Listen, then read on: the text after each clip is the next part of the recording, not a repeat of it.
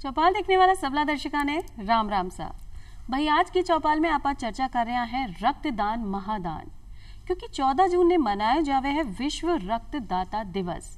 भाई रक्तदान करना कितना जरूरी है आपने और मैंने सबने पता है कि अगर एक व्यक्ति रक्तदान करे है तो बहुत सारा लोगों की जान बचा सके है, चाहे वो भी का परिवारजन हो या ऐसा व्यक्ति जिन्हें वो जाने ही नहीं है। कभी भी कोई भी व्यक्ति ने रक्त की आवश्यकता हो सके तो हर व्यक्ति अगर आज सोच ले कि रक्तदान करना आपनो फर्ज है, आपनो कर्तव्य है, भविष्य में आपने भी जरूरत पड़ सके है रक्त की, तो अगर आप पहले से ही रक्तदान करके चला तो बहुत सारा लोग इनमें सम्मिलित हो सके हैं, बिना प्रोत्साहन मिल सके है और जब आपने जरूरत पड़े तो आपने रक्त समय पर मिल सके है।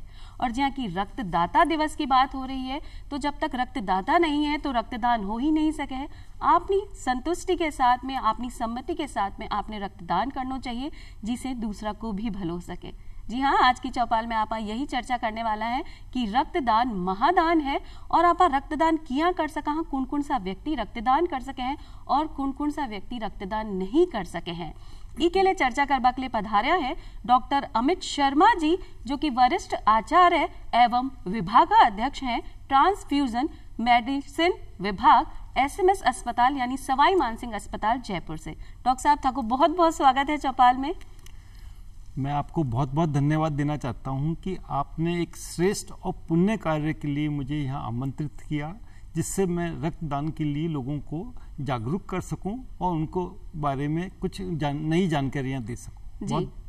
और साथ ही साथ स्वागत कर रहा सुनीता धोकरिया जी को भी, जो कि सामाजिक कार्यकर्ता हैं और अभी तक अपना जीवन में 22 बार रक्तदान कर चुकी हैं। सुनीता जी थाने भी बहुत बहुत स्वागत कर रहा। जी हाँ, कि आज आप सब बात कर रहे हैं रक्तदान महादान के ऊपर और जी हाँ की विश्व रक्तदाता दिवस आज आप मना रहे हैं। तो डॉक्टर साहब आपसे सबसे पहले आप पूछे भाई रक्तदान दिवस के बारे में तो सबने पता है, रक्तदाता दिवस जो है इसका पीछे के इतिहास है, इसकी शुरुआत कब से हुई? हमारे एक साइंटिस्ट होते हैं जिनका नाम है लैंड स्टीनर, जिनका जन्म 1868 में हुआ था और 1900 के अंदर उन्होंने एक एबीओ ग्रुप की खोज करी थी। इस कार्य के लिए उनको नोबेल पुरस्कार मिला था। तो हर साल उनके जन्मदिन की सालगिरह पर 14 जून को पूरे विश्व के अंदर विश्व रक्तदाता दिवस मनाया जाता है। जी, और रक्तदाता दिवस जो आप मना रहे हैं, इन्हें पीछे मनावा का उद्देश्य क्या है कि लोग ज्यादा से ज्यादा प्रोत्साहित हो कि रक्तदान करना चाहिए या कोई और बात? सारे विश्व के अंदर हम ये चाहते हैं कि रक्तदान को बढ़ावा मिले, हम रक्तदाता को प्रोत्साहित करें, इसके बारे में जो अच्छी जानकारियां हैं वो उनको दी जाए तथा मरीज को सेफ ब्लड यानी कि उसको इतना अच्छा ब्लड और जो कंपोनेंट या रक्त उत्पाद उसको चाहिए होते हैं वही उसको दिए जाएं। इन सब बातों की जानकारी के लिए 14 जून को विश्व रक्तदाता दिवस मनाया जाता है। जी, कि लोग ज्यादा से ज्यादा अपनी स्वेच्छा से रक्तदान करें और खुद के साथ साथ दूसरों को भी भलो करें, क्योंकि आपने सबने पता है कि रक्तदान करवा से आपने शरीर में भी बहुत सारी बीमारी खत्म हो सके है या अच्छो रक्त बन सके। तो शुरुआत करा कि भाई कौन कौन सा व्यक्ति रक्तदान कर सके हैं और कौन कौन सा व्यक्ति रक्तदान नहीं कर सके हैं। मैं आपको बताऊं कि कोई भी व्यक्ति जिसकी उम्र 18 साल से अधिक और 60 साल से कम है, जिसका वजन 48 किलो से ज़्यादा है तथा उसके शरीर के अंदर हीमोग्लोबिन की मात्रा 12.5 ग्राम पर डेसीलीटर से ज़्यादा है और वो स्वस्थ है, उसको लास्ट 15 से 30 दिन के बीच में कोई बीमारी नहीं हुई है, वो व्यक्ति रक्तदान कर सकता है। तो मतलब 60 साल के बाद आप रक्तदान नहीं कर सका और 18 से पहले रक्तदान नहीं कर सका। और जी हाँ कि आपने बताया कि वजन भी आपनो सही रहना चाहिए और हीमोग्लोबिन भी सही और कोई बीमारी नहीं होनी चाहिए। सिर्फ 15 दिन की अगर आपने देखा या अपनी जो शरीर है भी को इतिहास भी देखा कि भाई पहले कोई बड़ी बीमारी नहीं हुई हो। जब भी रक्तदाता हमारे पास आता है हम उसकी सबसे पहले एक काउंसलर के पास उसको भेजते हैं। काउंसलर उनकी सारी जानकारी इकट्ठी करता है। अगर किसी रक्तदाता को पहले हेपेटाइटिस हो चुकी हो, जॉन्डिस हो चुका हो, अगर वो टीबी से ग्रसित है, अगर उसके कोई किडनी रोग है, अगर डायबिटीज अनकंट्रोल्ड है या वो कोई कैंसर का मरीज है या उसको कोई कीमोथेरापी चल रही है, उसको कोई एपिलेप्टिक फिट्स आते हैं, ऐसे रक्तदाताओं को हम मना कर देते हैं क्योंकि वो रक्त देने के लिए स्वस्थ नहीं है। लेकिन कुछ रक्तदाता ऐसे होते हैं जिसमें उनके हीमोग्लोबिन की मात्रा थोड़ी सी कम होती है, या जैसे कोई महिला अगर रक्तदाता है, अगर वो प्रेग्नेंट है या लैक्टेशन है यानी कि बच्चे को अपना दूध पान करा रही हैं या पीरियड्स में है, तो उनको थोड़े से दिनों के लिए हम डेफर करते हैं। जब उनका ये पीरियड निकल जाता है या जब वापस से उस व्यक्ति का हीमोग्लोबिन 12.5 से ज़्यादा हो जाता है तो हम उस रक्तदाता का रक्त ले लेते हैं, ले सके हैं। तो भाई मैं आनाकानी वाली बात ही नहीं कि मैंने आ बीमारी है, आ है तो मैं रक्त नहीं दे सकूं, वजन कम है तो रक्त नहीं दे सकूं। हर व्यक्ति रक्त दे सके है, और थोड़ी थोड़ी अगर परेशानी है तो बी में आप सचेत भी रह सका। जी हाँ, कि सुनीता जी आज अपने साथ हैं और बहुत बार रक्तदान कर चुकी हैं। तो सुनीता जी, आपसे जानना चाहें कि एक रक्तदाता के रूप में आपके मन में कब आयो कि भाई रक्तदान मैंने करना चाहिए? जब कई बार देखा कि लोगों को रक्त की आवश्यकता होती है और घर वाले भी नहीं खड़े होते हैं, तो ये चीज़ दिमाग में आया कि हम रक्तदान शुरू करें। और पिछले जो हम 23 साल से रक्तदान कर रहे हैं उसमें मैंने 22 बार रक्तदान किया है। और एक आत्मसंतुष्टि ये मिलती है कि किसी भी रूप में एक अनजान व्यक्ति हो या जानकार व्यक्ति हो, हम उसका जीवन बचा पा रहे हैं। एक माँ को, एक बीवी को या एक बहन को हम खुशी दे पा रहे हैं। जी, तो व्यक्ति तो कोई भी हो सके है जो रक्तदान कर सके है। तो आपने भी अगर आत्मसंतुष्टि चाहिए तो रक्तदान कर सका, क्योंकि रक्तदान महादान में गिनती है। कोई गाय दान करे है, कोई कपड़ों दान करे है, कोई खावा पीवा की चीज़ें हैं, लेकिन कोई को जीवन दान करना एक सबसे बड़ो काम हो सके। डॉक्टर साहब जी, हाँ बतायो कि बहुत सारी जांचा भी अपना रक्त की होवे हैं कि जो रक्तदाता है बिको रक्त अगर ले लियो गए हो तो रक्त की जाँच होवे। तो कौन सी ऐसी जाँच होवे हैं जो अपना रक्त की है? जो भी रक्तदाता अपना ब्लड डोनेट करता है, हम उसके ब्लड को ट्रांसफ्यूजन होने के पहले, मरीज को चढ़ाने के पूर्व कुछ स्क्रीनिंग टेस्ट करते हैं। जैसा कि मैं बताऊं कि HIV 1 और 2 की जांच होती है। जॉन्डिस या हेपेटाइटिस के लिए hepatitis B, hepatitis C, syphilis, malaria आदि बीमारियों की जांच करी जाती है। अगर रक्तदाता के रुधिर के अंदर ये सब नेगेटिव होते हैं तभी हम उस ब्लड को मरीज को चढ़ाने के लिए सप्लाई करते हैं। इसके अलावा रक्तदाता का कौन सा ब्लड ग्रुप है, उसका रिसर्च फैक्टर क्या है, उसका कंप्लीट ब्लड काउंट क्या है, इन सब चीज़ों की जांच ब्लड बैंक के अंदर अत्यधिक जरूरी है। अगर ये जांच नहीं हो तो हम किसी भी मरीज को वो ब्लड सप्लाई नहीं करते हैं। नहीं करे हैं तो भाई सारी जांचा जरूरी हो जावे कि रक्तदान अगर आपने कर दिया हो तो रक्त की जांच भी कंपलसरी है। इमें रक्तदाता की जो है मंजूरी की आवश्यकता है कि भाई आपका रक्त लियो जा रहे हो, बी के बाद इतनी जांचा होंगी और बी में अगर कोई परेशानी आ गई तो भी परेशानी हो सके, तो रक्तदाता की मंजूरी कितनी ज्यादा जरूरी है? देखिए, हम लोग स्वैच्छिक रक्तदान करवाते हैं, यानी कि किसी भी रक्तदाता को हम दबाव में या फोर्सफुली उससे रक्तदान नहीं करवाते हैं। तो जब स्वैच्छिक रक्तदान कर रहा है तो वो अपनी एक अनुमति देता है, अपनी कंसेंट देता है। जब रक्तदाता अपना ब्लड देता है, उसकी जब जांच करी जाती है, अगर संयोगवश किसी रक्तदाता के शरीर में कोई संक्रमण पाया जाता है, जैसे कि हेपेटाइटिस B या हेपेटाइटिस C का, तो हम उसको वापस अपने पास बुलाते हैं। हमारा काउंसलर उससे बातचीत करता है, हमारा मेडिकल ऑफिसर उनको समझाता है और उनका वापस उनके रक्त की जांच होती है। इसके बावजूद भी हम उसको, जो रक्तदाता है, हायर सेंटर्स, एक ICTC सेंटर होता है, integrated counselling and testing centre, वहाँ भेजते हैं। वहाँ वापस उनकी जांच होती है। अगर उस जांच के अंदर उनका कोई संक्रमण पाया जाता है तो उसको फिजिशियन के पास भेज दिया जाता है। अगर संक्रमण नहीं पाया जाता है तो रक्तदाता आगे भविष्य में कभी भी दान कर सकता है, कर सके है।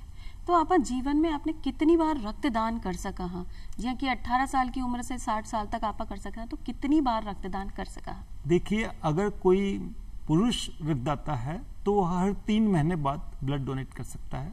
अगर महिला रक्तदाता है तो हर 4 महीने बाद रक्तदान कर सकती है।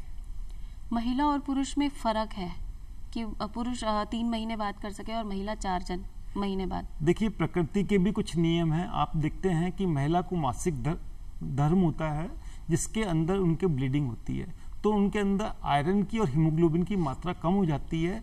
इसीलिए हम चाहते हैं कि जो रक्तदाता हो उसका हीमोग्लोबिन 12.5 ग्राम से अधिक हो। इसलिए महिला रक्तदाता के लिए ये अंतराल 4 महीने का रखा गया है।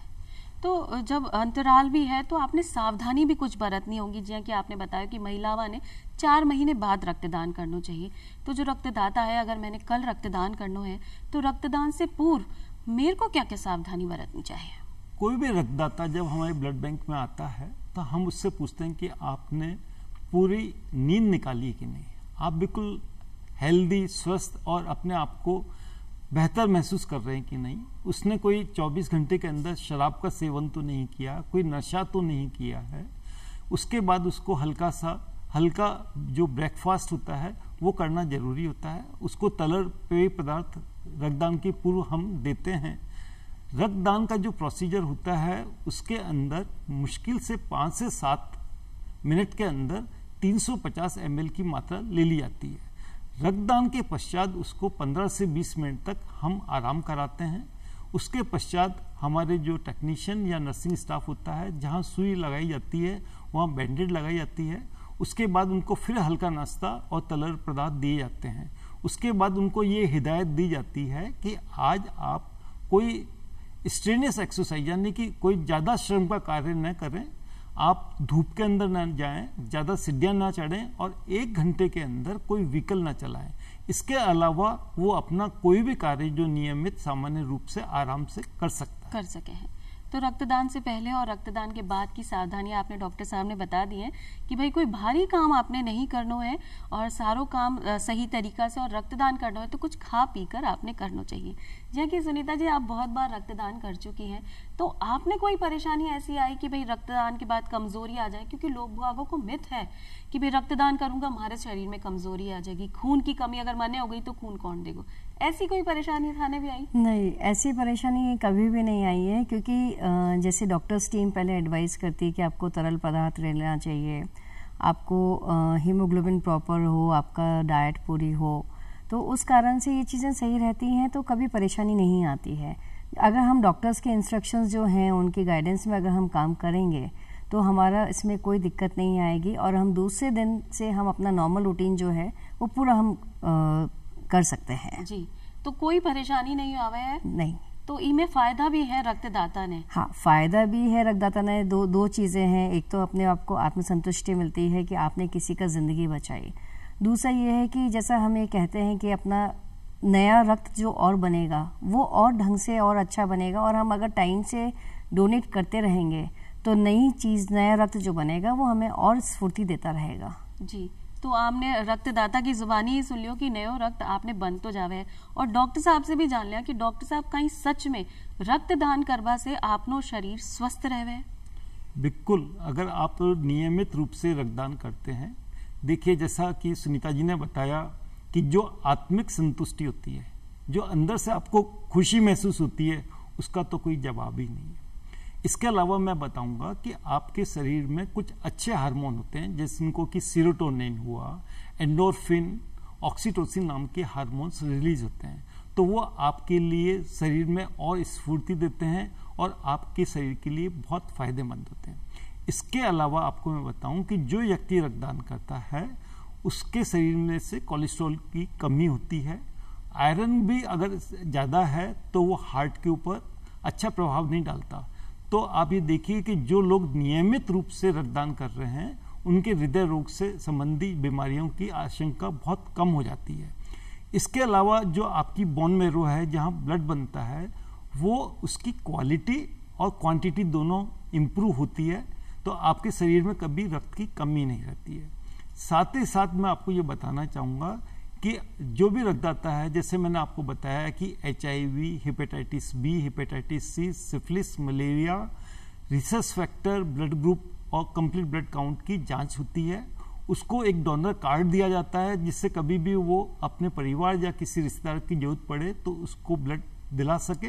तो रक्तदाता को रक्त देने के फायदे ही फायदे हैं। मैं तो ये कहूँगा कि हर स्वस्थ व्यक्ति को साल में कम से कम एक बार तो रक्तदान अवश्य करना चाहिए जी। तो यह बहुत ही चौकी बात है कि कम से कम साल में एक बार तो कर दो, नहीं तो आप बहुत बार कर सका जी, कि 4 बार तो आप कर ही सका। रक्त में, प्लाज्मा में, प्लेटलेट्स में अलग अलग फर्क आवे है डॉक्टर साहब, कि समय को अंतराल आ सके। तो कई सिर्फ अपन रक्त ही देवा हाँ या अपन प्लेटलेट देवा तो बी का समय में कितना डिफरेंस है?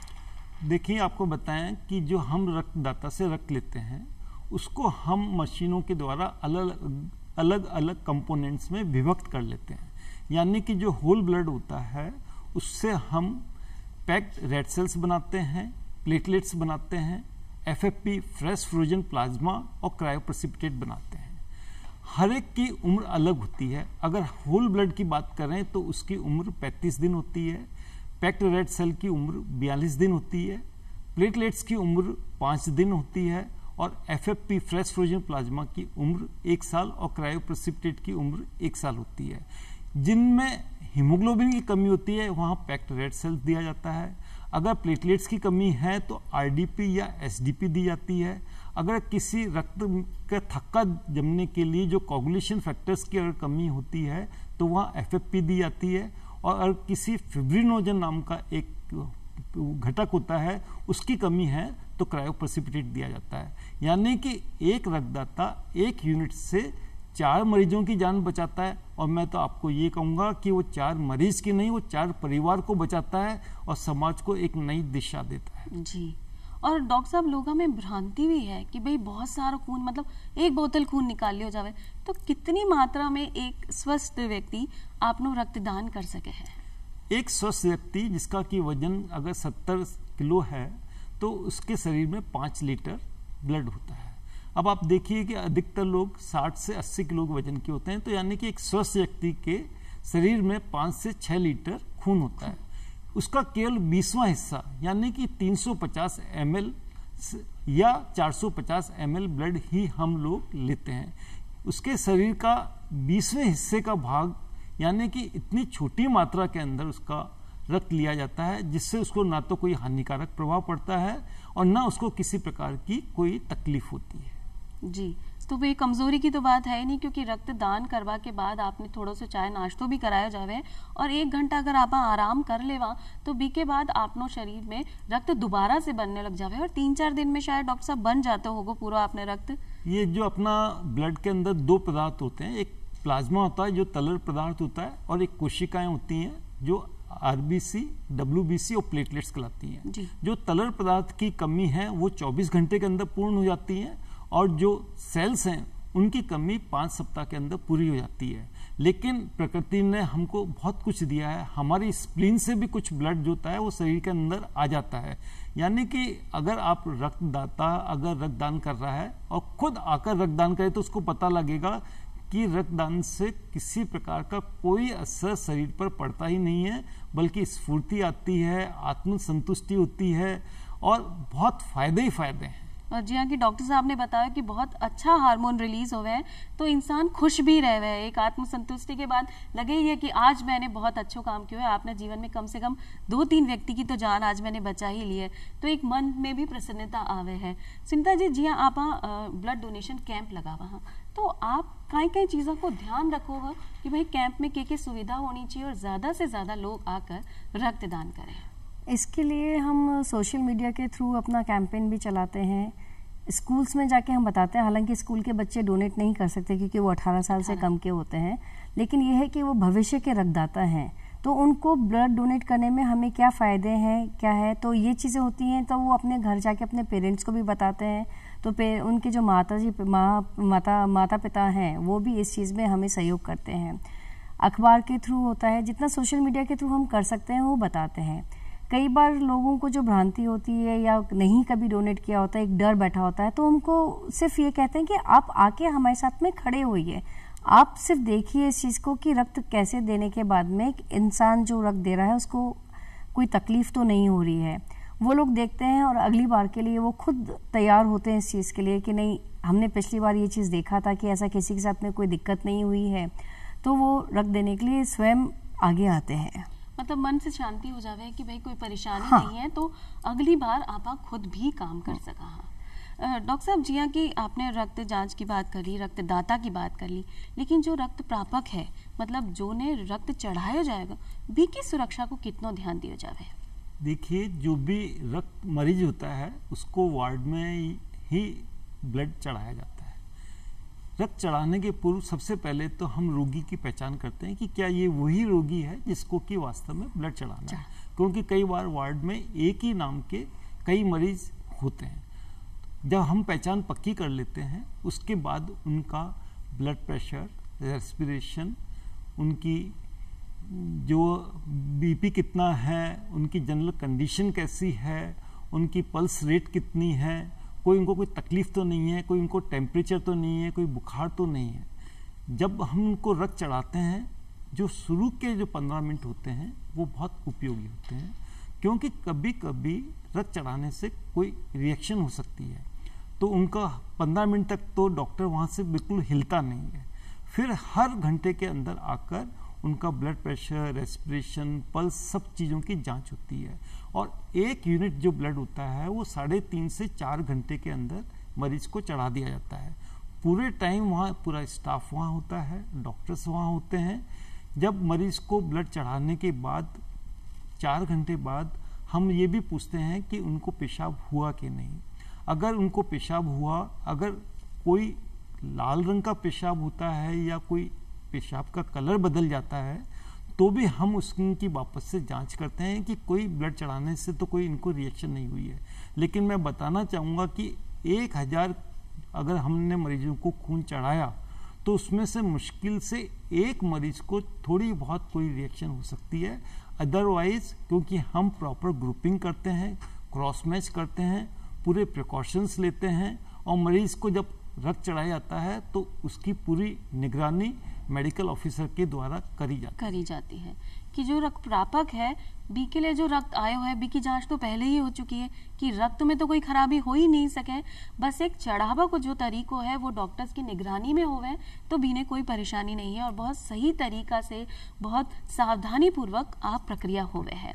जी कि जब रक्त की जांच होवे है तो आपने बताया कि बहुत सारी बीमारी की जांच होवे, अगर गलती से कोई का रक्त में कोई खराबी निकल आवे है तो व्यक्ति ई बात से भी डरे है कि भाई अगर मेरे खून में कोई परेशानी आ गई तो सारी दुनिया ने पता चल जाए, तो ई में इतने क्या मिटाया जाए? देखिए, जब हम रक्तदाता से रक्त लेते हैं तो हमारा जो काउंसलर होता है वो उनको विस्तृत रूप से सारी जानकारी देता है। और मैं आपको ये बताना चाहूँगा, किसी भी रक्तदाता के अगर कोई संक्रमण होता है तो उसकी पूरी जो जांच होती है पूर्ण रूप से गोपनीय रखी जाती है। अगर उनके परिवार का सदस्य भी आके पूछे तो भी उसको वो गोपनीय जानकारी नहीं दी जाती है जब तक कि स्वयं रक्तदाता खुद आकर अपनी जानकारी हासिल न करे। और उसको रक्तदाता को पहचानने के लिए हम उसका पहचान पत्र देखते हैं। उसकी जानकारी काउंसलर और मेडिकल ऑफिसर ही बताता है, कोई दूसरा व्यक्ति उनको नहीं बता सकता है। ये सारा रिकॉर्ड अत्यंत गोपनीय रूप से रखा जाता है। तो ये बात कि किसी परिवार के परिजन को पता लग जाएगी या रिश्तेदार को पता लग जाएगी या समाज में उसकी वो हो जाएगी, ऐसा कहीं नहीं होता है। बिल्कुल गोपनीय तरीके से ये सारा कार्य किया जाता है। तो भाई रक्तदाता के अगर खून में कोई परेशानी भी है तो सबसे बड़ी बात कि अगर आपने जांच नहीं कराई है और रक्तदान करता समय जांच हुई है तो आपने भी पता चल सके कि भाई आपका शरीर में क्या परेशानी है। जरूरी नहीं है कोई बड़ी परेशानी हो, कोई छोटी मोटी बीमारी हो, तो आप भी को इलाज ले सको, समय रहते इलाज ले सको। तो आपको ही फायदा है कि अगर समय रहते इलाज ले लो तो बड़ी परेशानी से आप बच ही सका। और जहाँ की गोपनीय रखी जावे आपकी जांच की जितनी भी रिपोर्टा हैं, सारी चीज़ा, तो आप स्वयं जाके डॉक्टर साहब से मिल सको हो। वो आके भविष्य के लिए आपने सलाह भी दे सकें कि भाई आपने आ करना है और आ नहीं करना है। तो डॉक्टर साहब जो रक्तदान के ऊपर थे इतनी चोखी जानकारी ले आया और रक्तदाता ने प्रोत्साहन किया, बी के लिए थाने बहुत बहुत धन्यवाद देना चाहा। और सुनीता जी थे यहाँ ही रक्तदान करता रहो और मारे जैसा लोगों ने प्रोत्साहित करते लो, थाने भी बहुत बहुत धन्यवाद देवा। और आज की चौपाल में मैं चाला हाँ और फिर मिलांगा एक नई जानकारी के साथ। तब तक के लिए राम राम साहब।